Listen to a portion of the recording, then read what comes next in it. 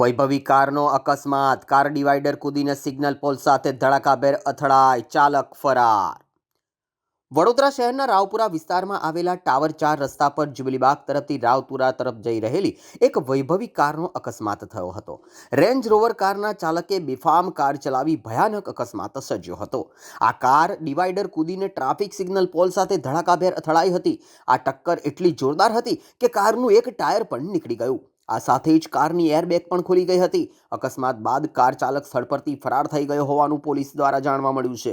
ઘટનાની જાણ થતાં જ રાવપુરા પોલીસે ઘટના સ્થળે પહોંચીને બેદરકારીપૂર્વક વાહન ચલાવવા બદલ તાત્કાલિક ગુનો નોંધ્યો છે. ટ્રાફિક સિગ્નલને થયેલા નુકસાન અંગે પણ ફરિયાદ નોંધવામાં આવી છે. કાર ચાલક ઘટના બાદ ફરાર થઈ ગયો છે. ટ્રાફિક સિગ્નલ સાથે ટક્કર થતાં આખો પોલ ઉખડી ગયો હતો અને રેન્જ રોવર કારની દિશા પણ બદલાઈ ગઈ હતી. પોલીસ તપાસ દરમિયાન જાણવા મળ્યું છે કે આ રેન્જ રોવર કાર 1 વર્ષ પહેલા વેચી દેવામાં આવી. વેચાણના આધારે પોલીસે કાર ચાલકની શોધખોળ હાથ ધરી છે અને તેને ઝડપી પાડવાના ચક્રો ગતિમાન કર્યા છે. જોકે આ ઘટનામાં કોઈ જાનહાનિ થઈ નથી, પરંતુ કારના આગળના ભાગના કૂરચે કૂરચા ઉડી ગયા હતા.